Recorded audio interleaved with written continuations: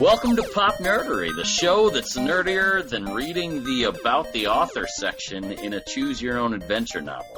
This is the place where you're allowed to have an opinion on anything nerdy in pop culture, but you gotta have more than just a little bit to say. Welcome back, fellow nerds. I am your host, Brent, and I have a full roster of media hounds here with me to dive into some fun topics. Well, one of my fellow nerds is my buddy Topher.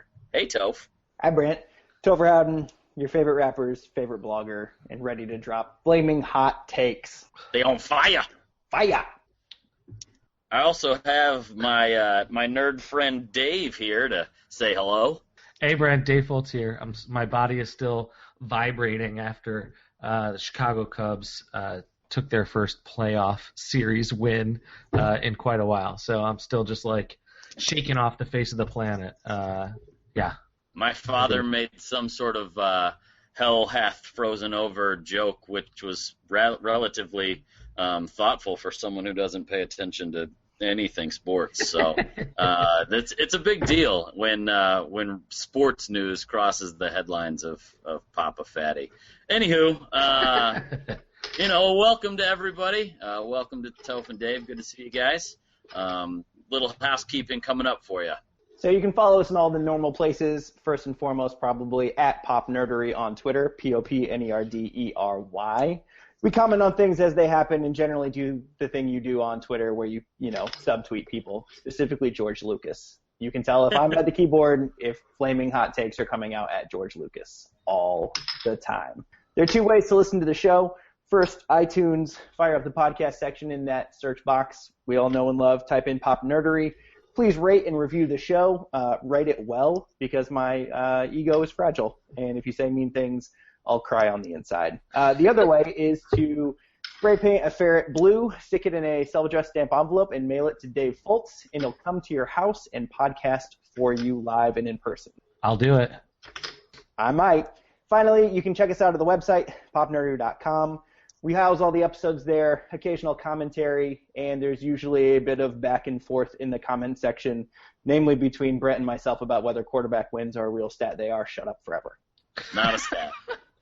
All right, guys. This week we got a couple of things going on. We've taken a couple of weeks off in between recording. So there's the first thing I want to talk about is a little bit old news, but I'll tie it in with something that is new to me. First and foremost, we're not only going to nerd out about TV and movies here. We are going to talk about some comedy. We'll talk about some science. And today I want to talk about science. I joked about this prior to recording of the last podcast, but there was water found on Mars, guys. Flowing water.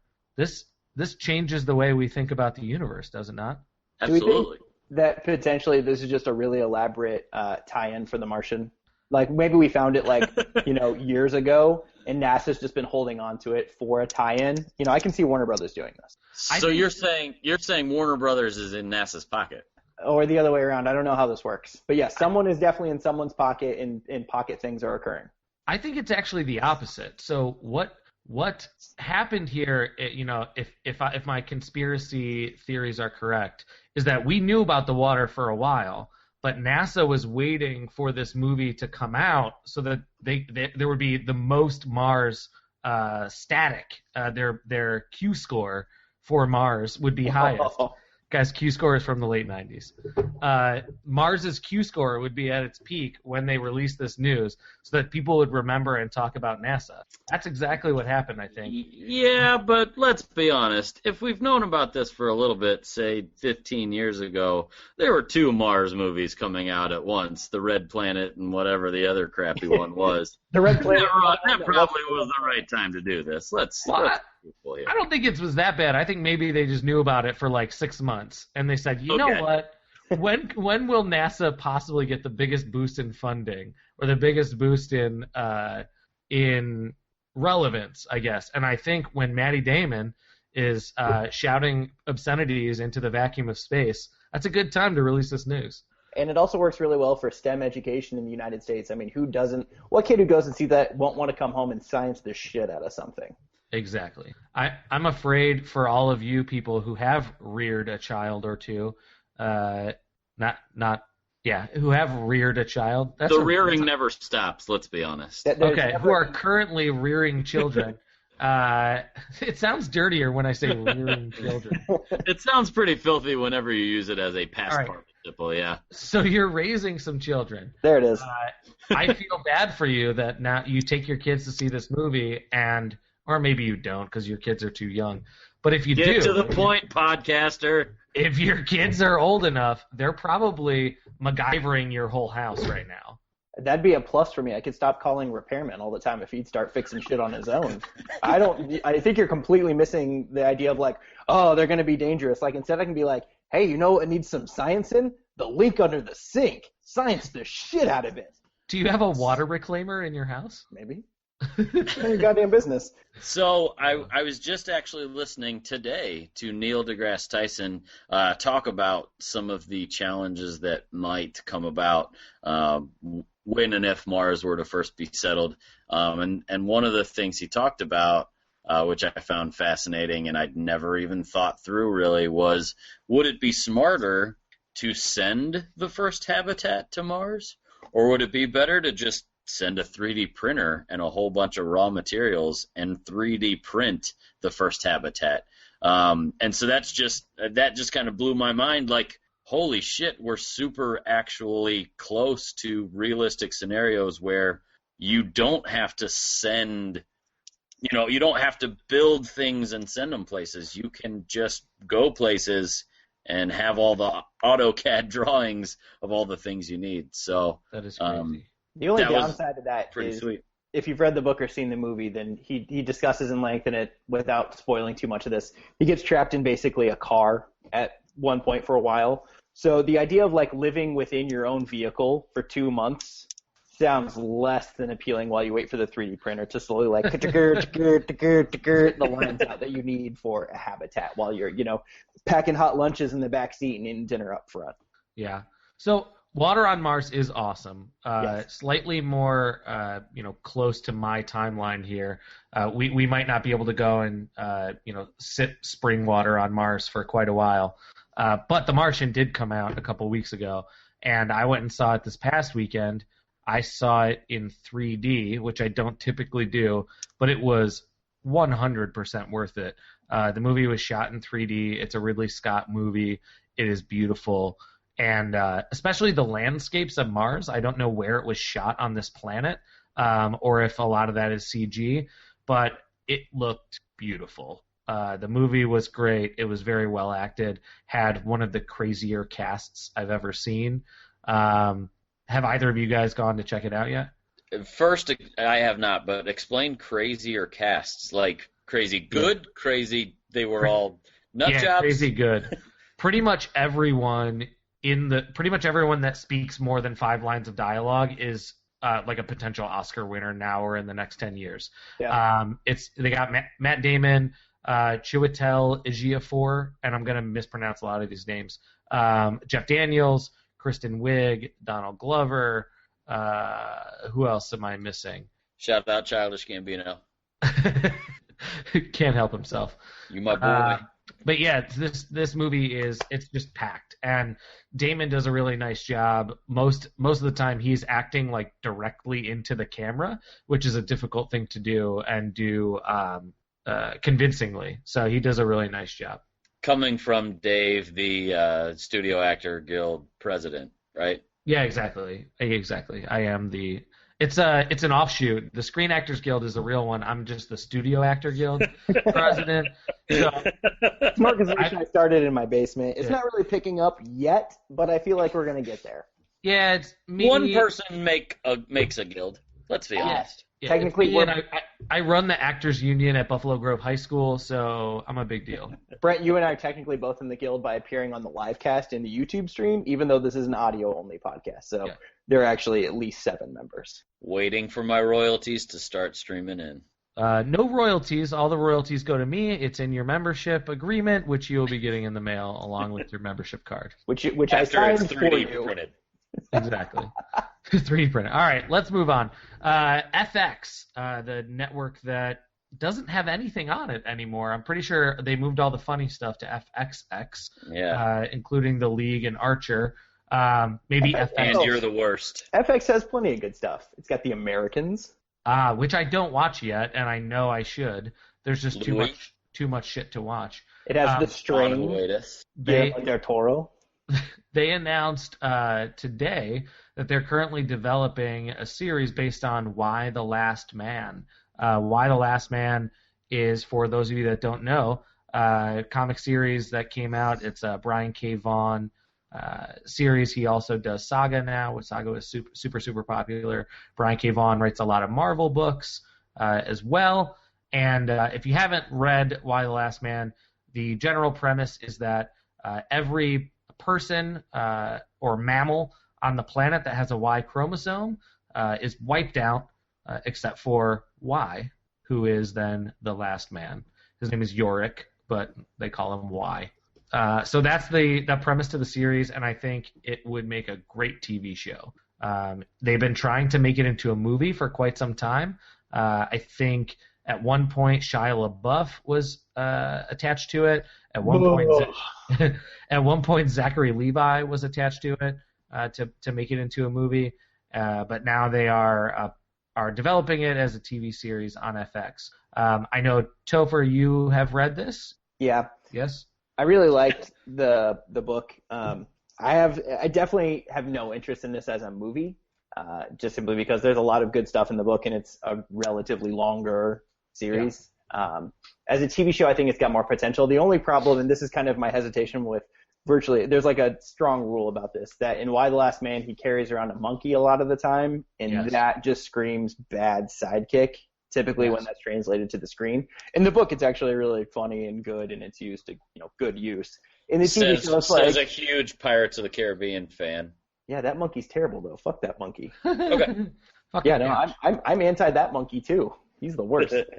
Fucking around stealing shit from Johnny Depp for Barbosa. Oh, fuck that monkey. Anyway, but like my fear is always just like, it's the funny monkey sidekick. Da-da-da. And, that just...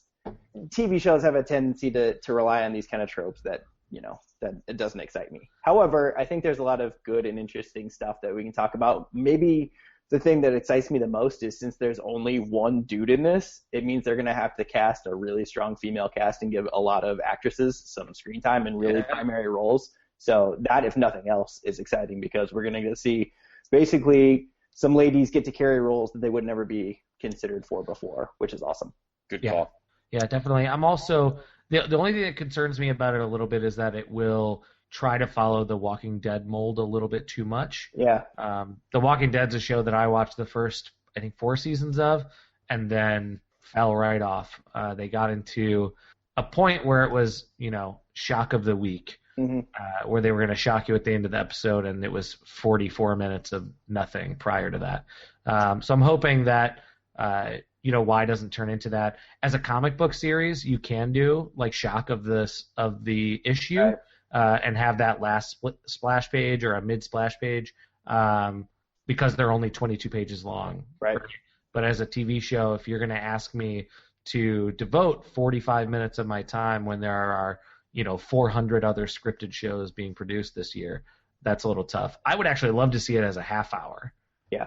I think a lot of the thing that kind of at the end Lost suffered from, aside from their writers just wandering around in a field trying to figure out what the hell was going on, is that every single episode had the reveal, right? Like, it was just like, here is the thing, and it's exactly what you're talking about. The Walking Dead falls into, where they are following that formula, and you get fatigue after a while.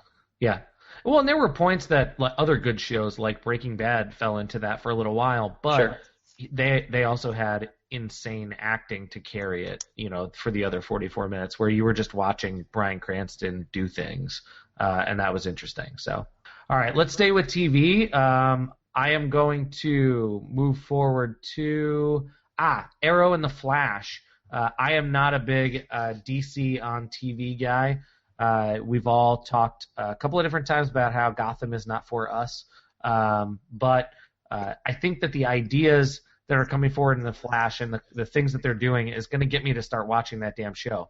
I tried to watch the first couple seasons of Arrow, and it was a little too CW for me. But the things that they're doing on The Flash are crazy. During the first season, they used Gorilla Grodd.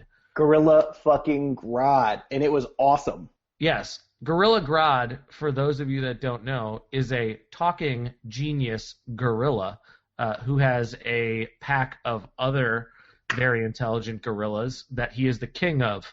That build a gorilla city. Like Gorilla City. This immediately goes back to the previous point of funny monkey.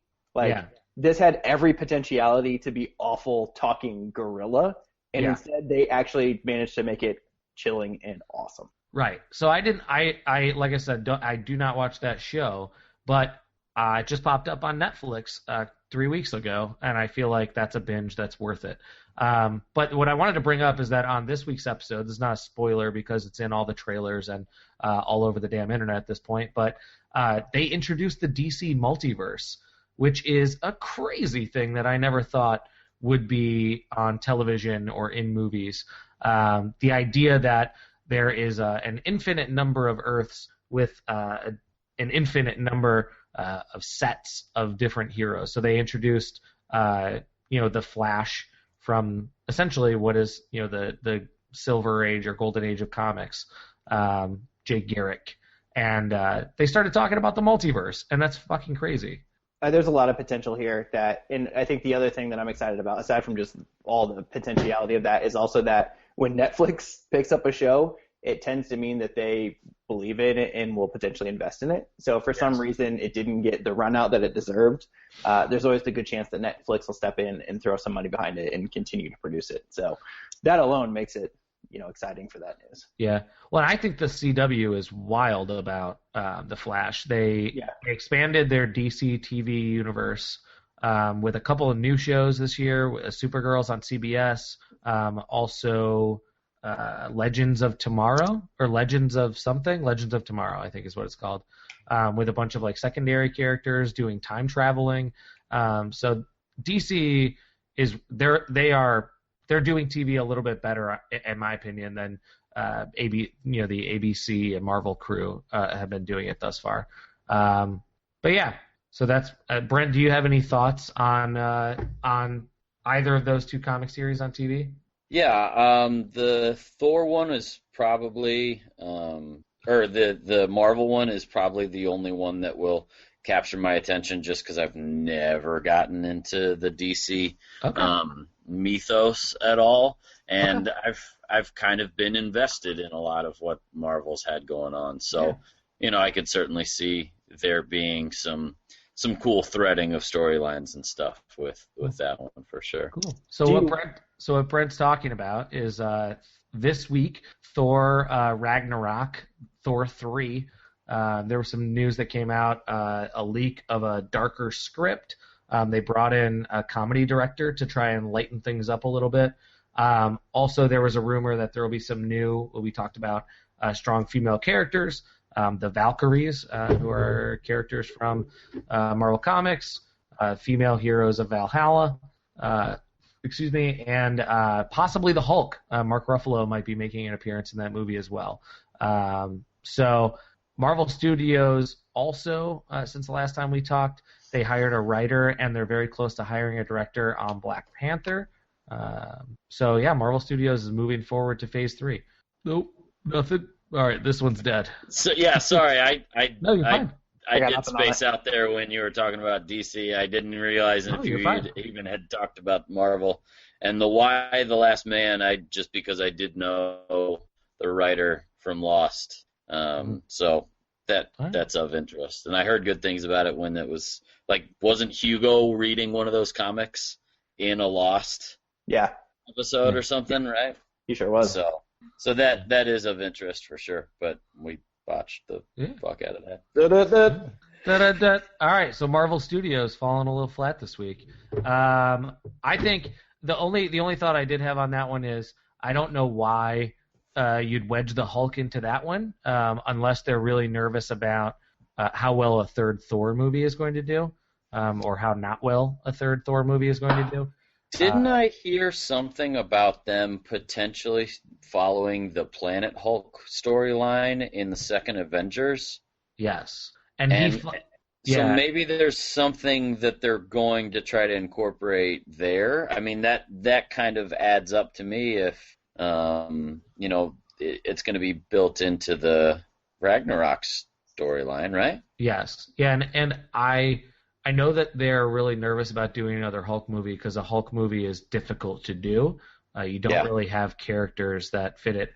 I would like to see a just straight up Planet Hulk movie, but it turns into like John Carter of Mars. Yeah. That sort of thing. And I'm sure Disney doesn't want to do that again. And we know how well that worked the first time. Yeah, and that it was a Disney movie. So when you start pitching that one and the head of Disney goes, doesn't that sound a lot like John Carter of Mars? That's probably going to be a difficult one to pull off. We already shit the bed on this one. Let's shit this same bed again. Yes. All right. Speaking of Mars. To wrap up headlines, we spoke about Ridley Scott a little bit earlier. We talked about The Martian. He's actually been doing a lot of talking while he's on the Martian press tour about continuation of the Alien series. Brent is a well-known fan of Prometheus. So, Brent, why don't you tell us a little bit about what Ridley has been talking about lately? Yeah, it's encouraging, and I think it's the right thing to do given some of the backlash that occurred after Prometheus. Ridley basically announced that the follow-up to that film will be called Alien: Paradise Lost. So it's directly, honoring its roots by calling itself an Alien movie. And at one time, Prometheus, I think, was supposed to be called Alien Engineers or something along those lines. So a bit of tragedy involved in maybe that misstep along the way. Yet, I digress. Alien: Paradise Lost is supposed to be coming out here in the next few years. Ridley Scott seems pretty excited about it and divulged a lot of stuff about it. I just saw that today they announced a new female actor will be cast, Rebecca Ferguson, who was in the recent Mission Impossible Rogue Nation film. So curious to see kind of how that actor plays into the narrative. But what I found most interesting from what Ridley Scott shared was that not in this movie or the one after that, but probably the one after that would be the one that ties in directly to the original Alien film, which means that we potentially have 3 follow-ups to Prometheus coming out, and there's the Blomkamp Alien sequel, which has been announced, which is supposed to be ignoring Alien 3 and 4, and both of those are coming out fairly soon. So it's just cool and encouraging that some of the original appeal of that story is probably really going to come back out, as opposed to some of the garbage that came out in the 90s trying to pull from that series. And say what you will about Prometheus, but it certainly opened up some interesting dialogue, and there are some pretty cool fan theories out there about how the engineers play into the whole story, and maybe if there are different factions of that alien race and things. So does any of that charge you up, Dave? Yeah, I mean, it's a little bit Alien is a little bit of a nerd blind spot for me. We've talked about this, of things that you should get into, or you should have a little bit more knowledge of, but you don't. Obviously I have seen Alien and Aliens. I'm not that bad. I've definitely seen those. But I don't know. I didn't know if there was more to that story for me. But I haven't seen Prometheus, so maybe that would definitely get my blood pumping. Thank God there are interesting fan theories about Prometheus, because the actual plot of that movie is so garbage that it would require fan theories to actually save it and make it interesting. So I hope Ridley read some of those and figured out how to, or I shouldn't say figured out, remembered how to write an interesting movie. Yeah.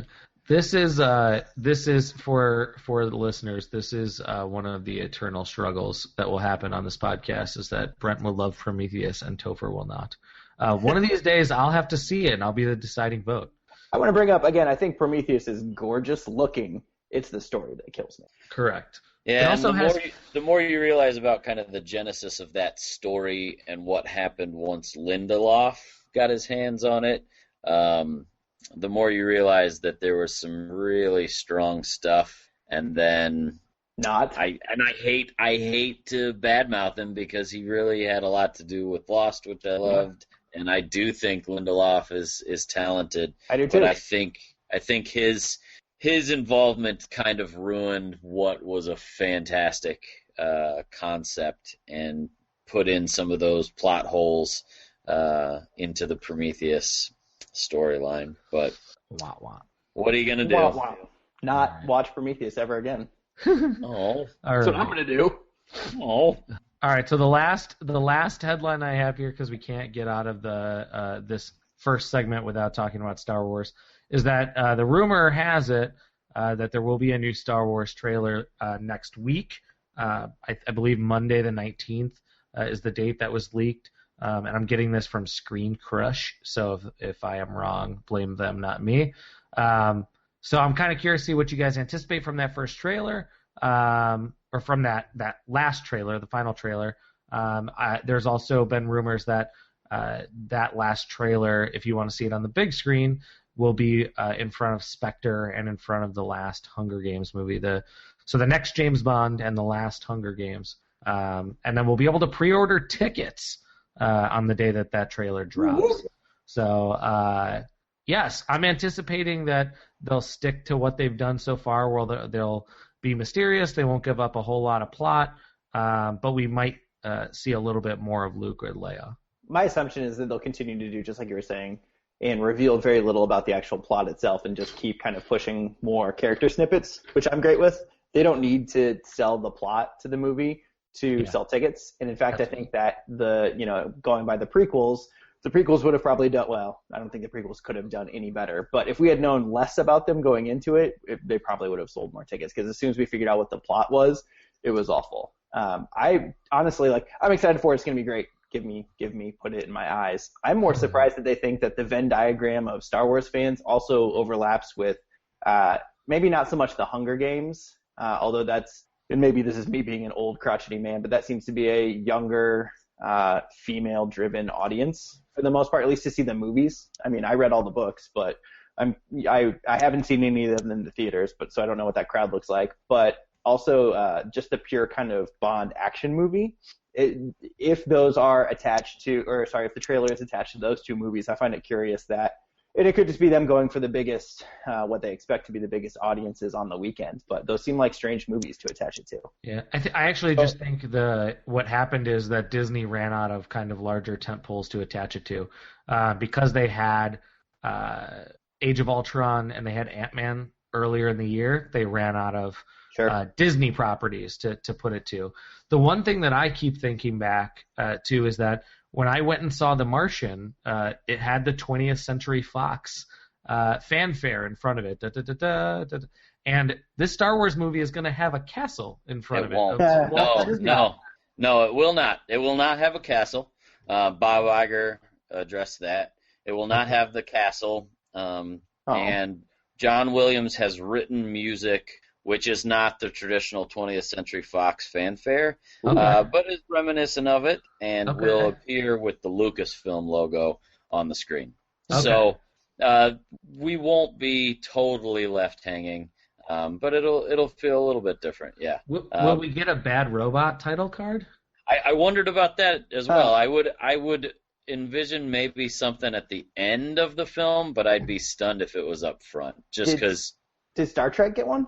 I don't remember now. Star Trek did. Yeah. Yes. I kind of figure that if you can attach it to Star Trek, why not Star Wars? It's not the same thing. So a couple things, if I may, react to this news. Go ahead. A few additional rumors I heard is that Monday when the new trailer drops, there will also be a new logo dropping for The Force Awakens, which will end up probably being on all the promotional material, because as we see it now, it's just the traditional Star Wars script with A Force Awakens in the middle. What do you mean by tell me more about a new logo for what? The Force Awakens. So it'll be something I envision reminiscent of the Empire Strikes Back font with the Star Wars around it. And then I don't remember exactly what the Return of the Jedi, but I think you would recognize it once you saw those those two films, how they were on all the posters and stuff. Apparently, there's a Force Awakens specific designed one as well that's coming. So I'm curious to see. Is this a font treatment? Because like the Empire Strikes Back is like a slab font that goes sideways. Yep. Return of the Jedi is like a really thin serif in a box. Yeah. Right? Yeah, with like a big J and a big R or whatever. Okay. Right. So yeah, I think awesome.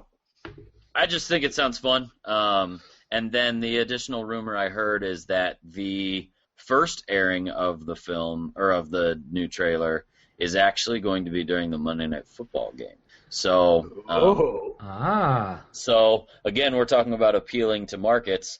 There's another weird section of the Venn diagram. Yeah, maybe, but I also know that the 18 to 30-year-old males demographic are really ultimately just the kids that grew up on Star Wars, and so I think there's a ton of overlap there. Here on PopNerdery, we're all likely to be watching Monday Night Football as well, so exactly. Maybe it's not as it adds up to me.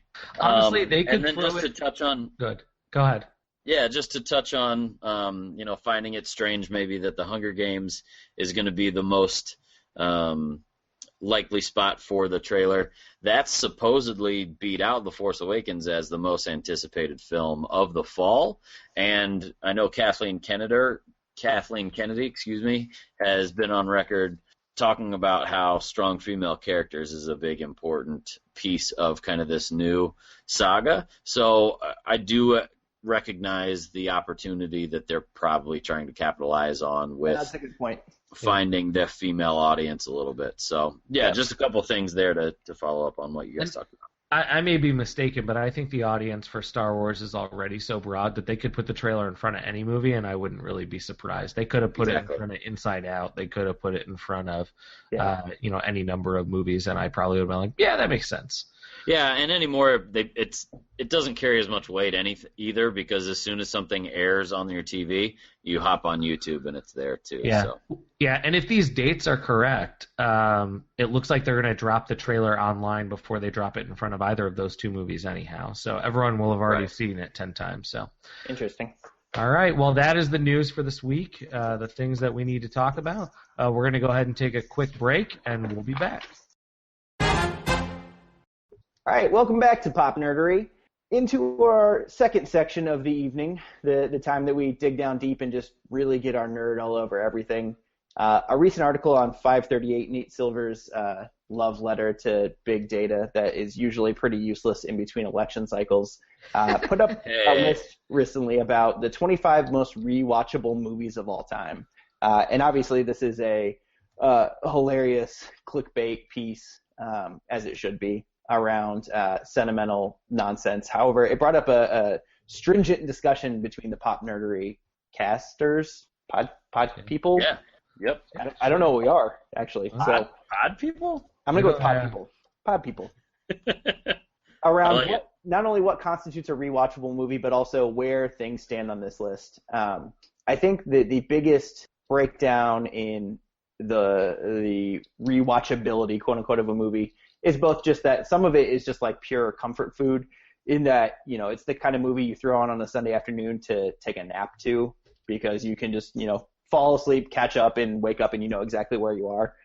This list goes for a lot of very popular movies, some of which are strange in so much as I don't see a lot of people going like, oh, and on a Thursday night I throw this thing on. I immediately disqualified this list because, there's just basically, with the exception of maybe the Shawshank Redemption, there's none of the TBS TNT lineup that they just show ad nauseum, where you could basically flip on a TV anywhere between 1995 and like 2009 and catch this film. Like, for instance, Maverick isn't on this list, which I have never owned a physical copy of or a digital copy of and have seen no less than 100 times.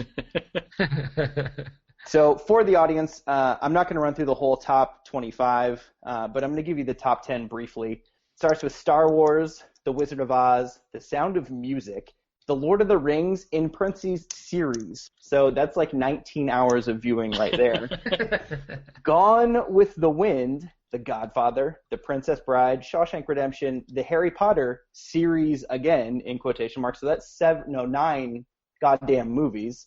And finally, It's a Wonderful Life, which if you watch outside of December, I will come to your house and punch you in the face, because stop watching Christmas movies in July, you dicks. Will someone please, does anyone have anything to say in support of this list, or is this just pure clickbait garbage? I think the list itself, sure, fine, whatever, it's great. Whatever. Those movies are, most of them, rewatchable. The ones I have my main problem with is Gone with the Wind. No one's throwing that on. And I don't think anyone really throws on The Sound of Music anymore as like I'm going to have a good day today. I'm just going to throw this on and leave it on in the background. My main problem, as I will probably talk about a lot on here, is with process.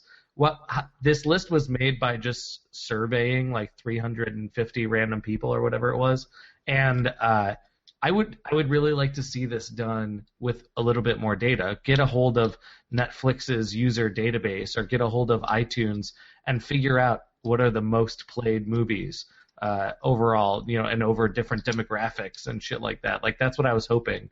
That's what I've come to expect from Nate Silver and his people at 538. I was hoping that there was more science behind it other than, hey, what's your most favorite rewatchable movie? And then writing it down on a pad of paper.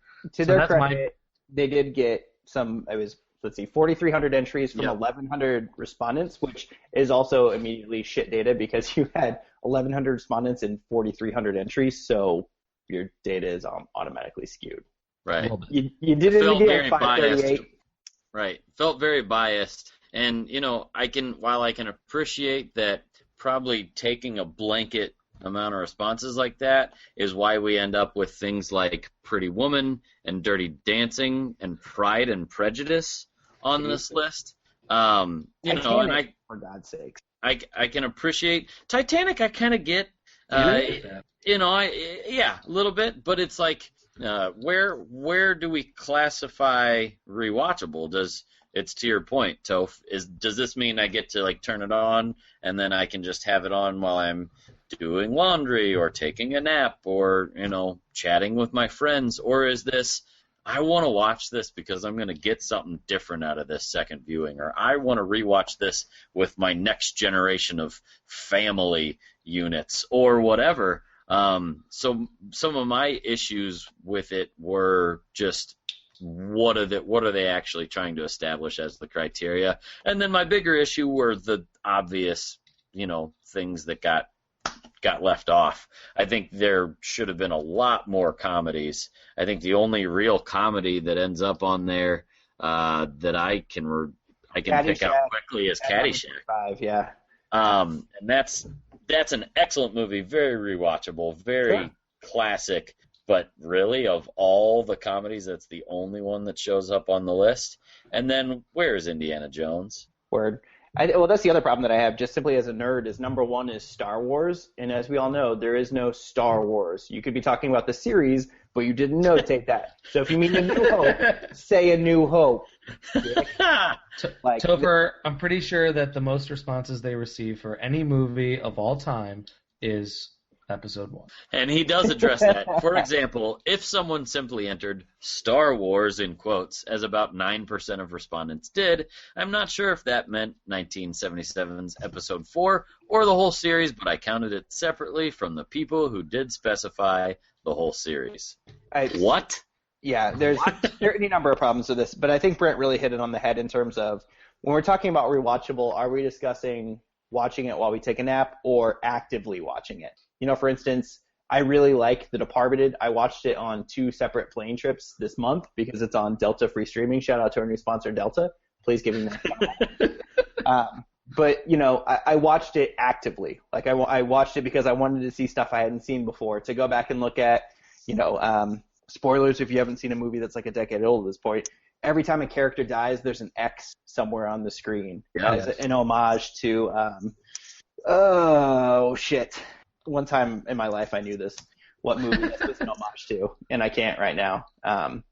But, it's stuff like that. Like, I'm actively going back and now that I had read that and found that out, I went back and, watched it and then looked for that kind of thing actively. But I'm never going to throw on The Departed to nap on a Sunday afternoon. Like, that's not going to be the move. Dudes getting their brains splattered on the wall behind you isn't something you nap to? Well, just not those brains. Other brains. I mean, potentially other brains, but not those brains specifically. Yeah, Deal. I think the way that you guys are looking at this question is a lot more interesting than the way that I was. I was thinking about it purely in a raw number. Like, if I went to my iTunes and set up a smart playlist for the top 100 most played songs, if I could do that for every VHS tape, every DVD, and every digital copy of a movie that I've ever had, and get that list, I was curious as to what would be on top of it. And for me, it is mostly movies that I know the plot inside and out, so that I can come in and come out. Whether it's napping, or it's I'm doing homework when I was in college, or I am I have it on at my desk while I'm at work, and it's fading into the background so that I can focus. But if I need my brain to have that multitask gear running, the movie takes up that gear. So for me, it does turn into a lot of, Star Wars or stuff with great dialogue that I don't have to look at. So I like Kevin Smith movies for that. You get the dialogue that it's not a beautifully shot film in any way. No. And any one of the Kevin Smith films, or anything written by Aaron Sorkin, or political dramas or stuff like that, where you don't really have to look at it, but you get nice dialogue to listen to. I imagine that if we go numerically, I'm definitely talking about Star Wars, Indiana Jones, as Brent mentioned, the only 2 Indiana Jones films that exist. And then for me, I'm kind of with Dave, except I want to see Wes Anderson movies. I want that dialogue in the background. I'm guessing that probably, if it's not Star Wars and Indiana Jones, it's probably Royal Tenenbaums, Bottle Rocket, and Rushmore are the films I've seen just pure numerically the most times. So as I'm sitting and looking farther into the article, I only really scrolled down to the initial list when it first came on my radar. If you scroll down a little farther, he actually puts up the list of respondents by gender, and this tells me a lot more about what I actually want to know. I want to see which of these movies show up on both genders with some sort of relevancy, because that tells me a lot more about the list than the joint list. Whoa. Star Wars is number 1 for the males. It's number 4 for the ladies. Dude, Wizard of Oz, Princess Bride above the ladies. Right. I love Princess Bride. I do too, but that flips my lid. I'm gonna be honest. A little surprised, but see what I'm saying? Like you can pick out. Wizard of Oz is number 1 for the ladies, number 4 for the guys. Godfather is number 2 for the guys, number 14 for the ladies. Forrest Gump appears on both lists. Things like this actually make a lot more sense to me. The Lord of the Rings series appears on both lists. Shawshank Redemption on both lists, et cetera, et cetera. I find it really interesting on this, maybe, and I think this speaks to, and it's about the same level. Goodfellas is the dude's number 7. The Notebook is the ladies' number 10. Neither of those films appear on the opposites list. Mm-hmm. The Notebook does. It's on the dudes. Did I miss it? No, I'm sorry. It's not on the other list, but it is on the main list. Yeah. That's what I'm saying. It's like Goodfellas appears on the main list and Notebook appears on the main list, but don't appear on the gender segmented list. Oh, yes, on both sides, right. Yeah. You also have to kind of take into account the bias that immediately comes into it. When you're being asked by someone, which movies do you rewatch a lot, they're going to give you the quote-unquote right answers because people are worried about being judged for what they watch. The Notebook is never the right answer. So for the ladies, it might be. It might be like, oh, that's the right answer. You're terrible. But then I don't think ladies would answer Star Wars. Ryan Gosling can just nurture me to sleep anytime. You're the goddamn worst. So my question was going to be, what would be, if you had a top 10, what would be the most embarrassing thing that would end up, just in terms of like raw number of plays, the most embarrassing thing that would end up on your top 10? Oof. Good question. I'm going to noodle on it for a second while we all groan a little and go, I'm afraid I actually know my answer.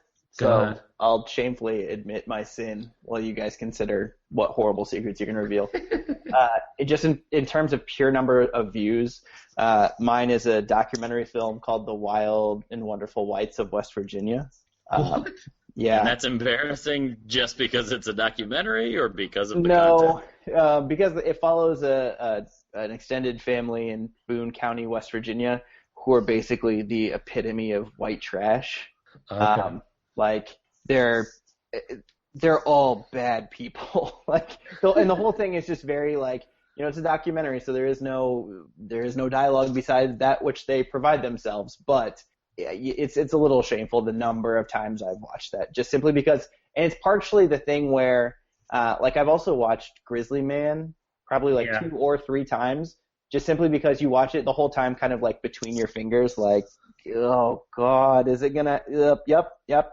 He's gonna try to hug the bear. Here we go. Oh God, sir, this bear is gonna kill you later. And it's that. So it's the same reaction. Factor. The opposite of comfort for you. It is. It's partially that it's one of those things where if I'm just working with 2 screens, I will put that up on one, and it's partially a reminder just to work really hard so I don't ever lose my job and become these people. It's like a morality tale of you can watch a movie, but it should remind you to keep working hard at the same time. That tells me a lot about you as a person, I think. God, that's horrifying. I got a couple answers for you, Dave. It's a really engaging question. I'll probably, with more time, come up with better answers, but and let's be clear, this conversation is going to continue in the comments for this podcast because I don't think we're done humiliating ourselves yet. Exactly. There are 3 films that I watched basically on repeat when I was a little kid. One I think is pretty typical and was actually kind of surprised not to show up on this list. So I don't know if it's embarrassing in the way that you're asking, but The Labyrinth was a film I watched over and over and over again. And then kind of because of the same reasons, The Dark Crystal. I don't know if you guys watch. Terrifying. Yeah, especially for a little kid. Oh, yeah. But probably what I'll go with, not because it's a bad movie, but it's just a very strange and kind of an adult movie for a 6-year-old to watch basically on repeat in the late 80s, early 90s, is the movie Clue, the mystery crime comedy. Yeah. It's a really bad movie. For a really bad movie for a kid to watch, or a really bad movie? Oh, it's a really bad movie. Oh, I loved it. There's so much going on there that's just fun and strange and hilarious and dark. But yeah. So Toph is amused. So there's my embarrassing film, Clue. I fucking loved it. Yeah, I think Clue is your answer there. The Dark Crystal and Labyrinth are Labyrinth, David Bowie in tights. What's not to like? Hilarious. Steal the baby. Dark Crystal, terrifying. Those huge seconds. I don't remember what the race is called. Long leg. Oh, yes. the giant oversized vulture, terrified. That shit. Henson went. That was Henson's chance to get fucking nutty and go. Yeah. I've been making really happy puppets. I'm gonna make some fucked up puppets now. Boy, did he. So I don't think either of those are embarrassing. But Clue is a bad movie, and you should feel bad. No, it is not a bad movie. You are very wrong, and again, we will go to our graves disagreeing on that one. I'll see you in the comments. See you in the comments. So mine, the actual correct answer, the one that I have watched the most number of times and is slightly poorly produced. It's not a bad movie, but it is a documentary called Pure Peyton. It was produced and sold exclusively at Jewel Osco's in the Chicagoland area, and it was a 45-minute Walter Payton documentary that was a knockoff of an NFL Films. And nice. I watched that movie probably at least 4 or 5 times a day for 2 entire summers with my brothers. But that movie, not bad. I would go to my graves defending the Jewel Osco produced highlight film that was. Any movie that's exclusively available at a convenience store is a quality piece of filmmaking. The embarrassing one, I think, is, And it has to go back to when I was a kid again, because I think that's when you have the most time to spend on rewatching nonsense. And when your brain is not very well developed and you don't understand what good is. But I watched Mighty Ducks 3, the direct-to-video sequel of the Mighty Ducks 1 and 2. Sure. Way more times than was healthy for any person. And I would still defend it as a solid piece of filmmaking. However, I think I might be the only one. I think you would be a very small crowd of people defending that from a filmmaking standpoint. Yeah. It's not Mighty Ducks 1. It's not Mighty Ducks 2. Emilio Estevez is not even in it, but for about a 5-minute cameo at the end. Yeah. It's not great. It's not great. I will go ahead and own that one. But I've probably seen it upwards of 100 times, and that's not hyperbole. Man, now I just want to defend Clue to Toph. We will talk about the merits of 1980s comedies in a different podcast, I'm sure. It'll happen. Our listeners can only hope. I don't know that they hope that necessarily, but they're going to get it one way or the other, so they'll just have to deal with it. I appreciate Brent bringing up the breakdown of the female versus male perspective, because that does make this a little bit better. I still think that there are a lot of these films on this specific list that I just don't find compelling, at least to the point that to consider like the 25 most rewatchable movies of all time.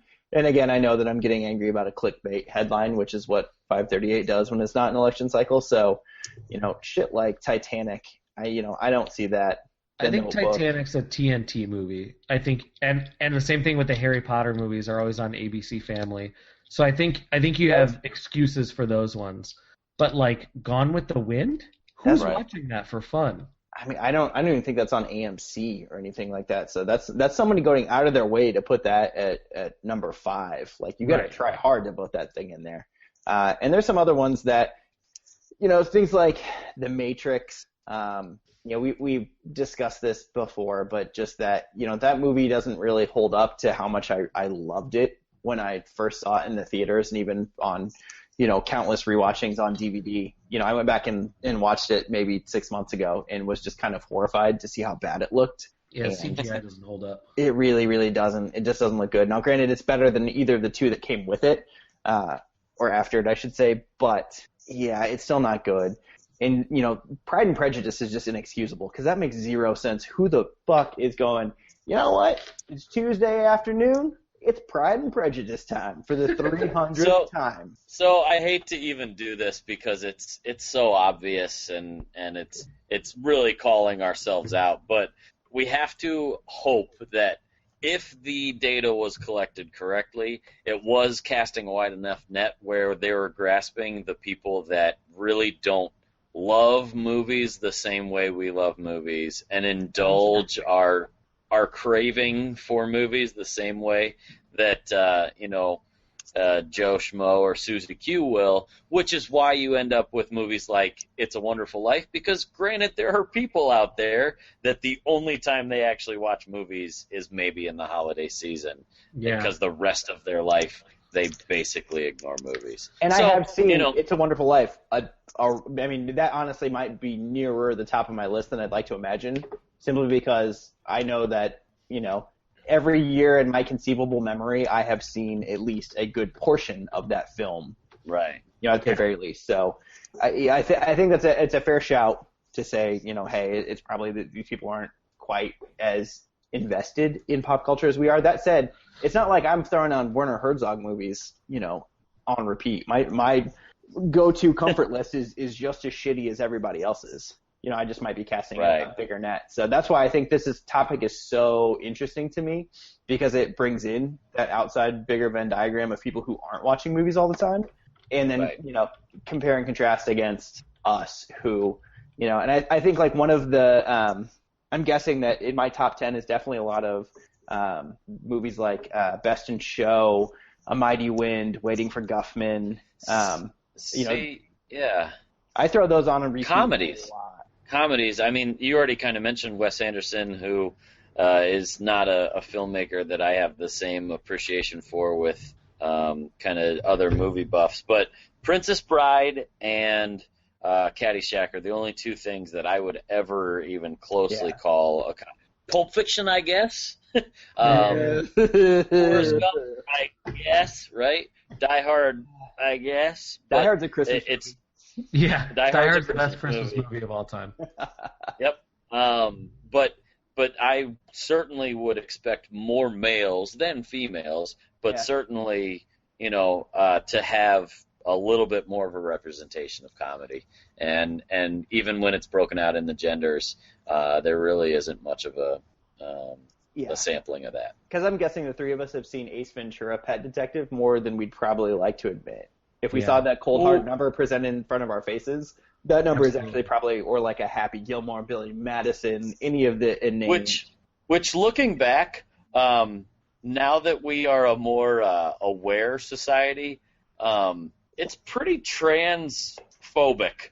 Ace Ventura. It's transphobic, homophobic, racist, classist. Yes. It's all of these things. And that wasn't a long time ago, so it's kind of fascinating what life has become. There are a lot of things I liked in the 90s that when you go back and rewatch them, they're a little cringeworthy with how, if not homophobic, like gay panicky they are. Like, for example, when we go to bed sometimes, my wife and I will throw on Friends. And Friends has a lot of, like, gay panic jokes where they're like, Joey and Chandler are really concerned with letting everybody know, no, we're not gay. Right. Which is, the 90s were pretty bad for that. Right. Or Ross and Joey take a nap together and are cuddling and aren't okay with it until they realize how comfortable it is. That show sounds horribly homophobic. Along those lines, it was in a complete transit. I watched a lot of the early Bond movies recently, which I was like, I should go back and read the Bond books because I remember really liking them. I'm really struggling to get through the books because they're incredibly sexist, racist, and homophobic, and not even like in a way that I can kind of at least understand. Like if something is written in like the 1860s, I can understand the perspective in which it's coming from. These books were written in the midst of the civil rights movement, so it's not like it wasn't an issue that was at the forefront. And oh my God, are they just yeesh? Like, as someone who really, really likes that series, the subject material is a little hard to get behind. I'd be stunned if that actually entered the consciousness of anyone taking or filling out the data set for the 538 article, but most of the items up and down are pretty safe. Wizard of Oz, Gone with the Wind, Sound of Music. Gone with the Wind it tramples real near a lot. I mean, we're talking about the pre-Annabelle South, for fuck's sake. Yes.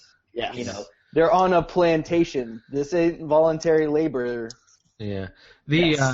I think the most interesting thing for me would be if, like Netflix makes their API public, if they made a little bit of their viewing data public. There you go. Sift through, what are those most watched movies? And, obviously that list is very different depending on, like now, very different for me than it would be, if you were able to go back 20 years and see what that raw number is. I'm pretty sure there'd be a lot of stuff that you'd be embarrassed to see up there. We all like to think we're more cultured than we are, but when no one's looking. Wild West of West Virginia. Character is what you do when no one is looking. Oh, God, I'm awful. And when no one is looking, I'm going to watch Mighty Ducks 3, you fucks. Character is what movies you're watching when no one's looking. Yeah, so great topic. I think this is the type of stuff that the PopNerdery crew is always kind of curious about because we have such an affinity and hold especially movies in such a high regard and almost a sacred place depending upon the film of in question. That this is the type of stuff we would really love everybody to kind of continue to bring to our attention. Give us your takes on this topic. What are your most rewatchable movies? How do gender roles play into things? And is there a movie that you're always going to be inclined to watch with your significant other versus your family versus your friends when you get together? Let us know. I know that if you looked at the raw count of my significant other watching movies, Pitch Perfect would be a lot higher than you'd probably think. It's a good one. It's a good one. Yeah. Cool. Well, that wraps us up for this topic, and we will see you right after the break. Welcome back to the PopNerdery Podcast. We're about to wrap up, but real quick before we leave, we'd like to talk to you about some things that we're looking forward to. I'll start us off. Outside of October baseball, which has captured my attention, and obviously I will be stuck there for a little bit longer, the thing I'm looking forward to over the next week or so is getting into reading a new book that I just got. It is called, I heard about it on a podcast, and it is called Fuck Feelings.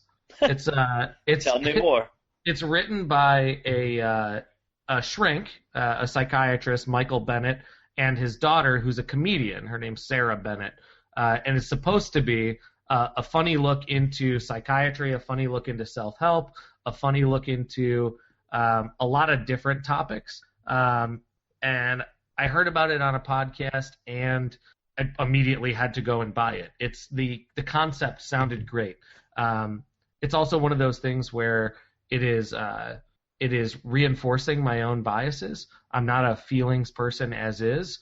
One of the main premises of the book is feelings are great. Feelings help you put things into context, but they aren't ever the impetus for change. A lot of times you need to look past them and have action to create change. So that's kind of like the premise behind the book, but it's supposed to be quite funny. I heard a really good review for it, and I'm looking forward to diving into it. Awesome. So, Fuck Feelings by Michael Bennett and Sarah Bennett. Feelings are for people with hearts. They're dumb. Yeah. And we at the Pop Nerdery have none of those. Correct.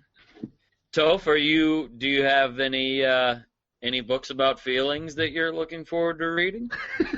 I don't like feelings or reading, so I'm insulted that you would ask me about either of those things. Lies.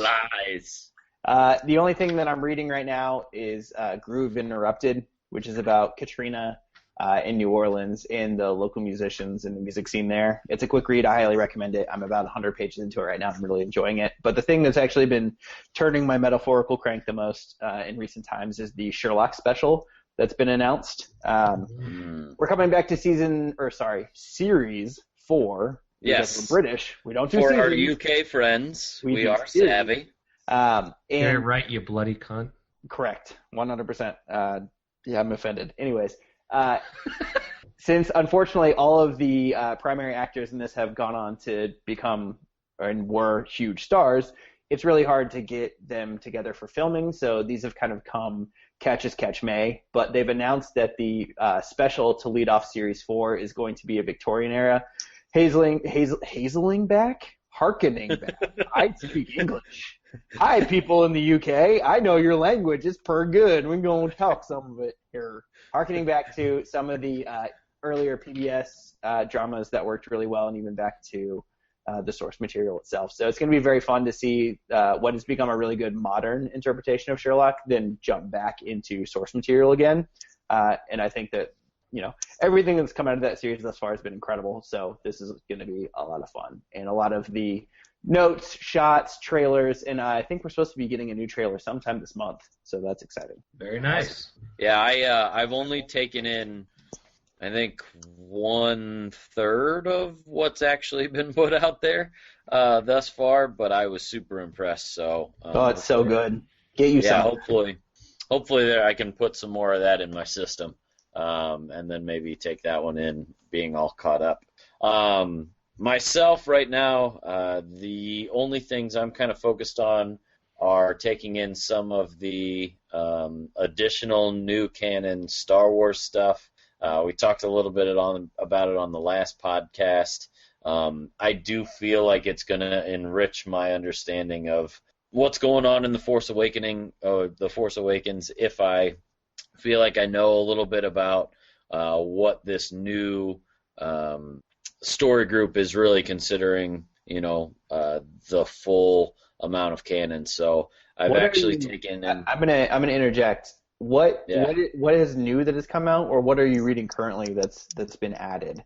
Because I know we discussed Tarkin a little bit and some of the other ones, and I'm kind of waiting to see what else gets added. So what are you into right now? Yeah, so currently I'm going through all of the original trilogy era comics. Nice. So I've done the whole Star Wars series. I've done the whole Vader series. I've only done one of the Leia comics, but I think there's only a few. I have not done any of the Lando comics. But I'm trying to take that all in just because, that's the era that made me love Star Wars. It's the characters that I grew up on, and I think some of it is addressing things that set the stage. And I've already also started reading Aftermath. Dave, I know you read Aftermath and were kind enough to actually loan it to me because you're a sweetheart. And that is something that I'm only about 100 pages in. Dave kind of walked me through his advice on that, which you can certainly give to the listeners as well. But I'm hopeful that material, like I said, enriches the experience of The Force Awakens for me just by, throwing back or putting in a name or adding a character that I didn't realize was going to come into play that I've already been introduced to. So, Dave, why don't you tell the listeners kind of your take on Aftermath since you have finished it up? Yeah, we talked about this a little bit on episode 1, but I think my take on Aftermath mostly is once you figure out which characters are important, it's a really good read. At the beginning, there are a lot of characters, a lot of planets, a lot of weapons, a lot of airships, a lot of different things like that are introduced and discussed and given background. And once you figure out which ones are important, Aftermath's a really good read. They introduce the theme of this episode, I think, has been strong female characters. They introduce a really good one that I'm kind of hoping moves on and is important. But I'm really interested, Brent. I'm reading the Star Wars series, the one that takes place between episodes 4 and 5. Of the 3 that you've read, which one is best? Do you think that one's the best one, or which one do you By far, Star Wars. The Vader one is interesting because you get to follow him through his timeline immediately after the first Death Star's explosion. He doesn't understand who this rebel pilot was that blew up the Death Star. He starts to find things out about that individual, which we know and love to be Luke, his son. So it is kind of cool to just see him go through that. But it brings in some characters that I don't think I need to care about at this point. Yeah. So Star Wars at least continues to, have my main characters get into situations and come across other characters I know, or find things out that I was always curious to kind of walk through. So that one's definitely been my favorite. I've heard good things about the Lando series, kind of surprisingly, but that one I haven't delved into at all yet. And there was today I was actually at my comic book store for New Comic Day today, and I saw that there was a Chewbacca series that just started. Yeah, correct. So, yeah. The now Star Wars the podcast. Everyone knows that we're recording on a Wednesday. True. And we'll see if we get it up before the new Star Wars trailer hits. But other kind of books that I have on the horizon to read, which because I'm the slowest reader and the most like a caveman on the podcast, there are some young adult novels that I've actually heard really good things about. There's one called The Lost Stars, which was supposedly actually pretty compelling. It's about, I believe, an Imperial female officer and a male rebel officer that have a star-crossed lovers thing. But they actually, some of the reviews I read on it, and some of the guys over at Collider really liked that one. And then there are the 3 books that came out. Yeah, Smuggler's Run, recently. and there's a Leia one, and there's a Luke one. Weapon of a Jedi. Weapon of a Jedi, and the Leia one is called something else. But yeah, there are 3, and they're at my comic book store, and the guy keeps telling me about them, and I haven't bought them yet. That's weird. Apparently those are really good and really quick reads too. So hopefully that's kind of my agenda, is to get through all the comics, Aftermath, and then those 3 of the new canon before Force Awakens. So very nice. I think that'll do us for kind of the stuff on the immediate horizon that we're looking forward to. Hopefully, we'll have some new stuff to report on coming up in the episode 3. So that brings us right up to the end of the PopNerdery Podcast. Thanks so much for listening. As a reminder, please join us in the conversation right in the comments section of this podcast post up at popnerdery.com. Rate and review us on iTunes to help out the show. Tell your friends. Thanks so much to my co-host for joining me, Dave. Where can our listeners find you, buddy? I'm at Dave Foltz on Twitter. Perfect. Toph, where can our listeners read your hottest of the flaming lava takes? Usually I'm hanging around the back of your liquor store locally, and then you can also find me on Twitter at the Hospital Ball. And I, as always, am your host, Brent, with the most nerdy of nerdiest Twitter handles at GoHorse88. Please do check in. Let us know what's going on, mostly in the comments. We look forward to engaging with all of you, and we will see you on the next PopNerdery Podcast. I love you. Finger guns. Love you, boys.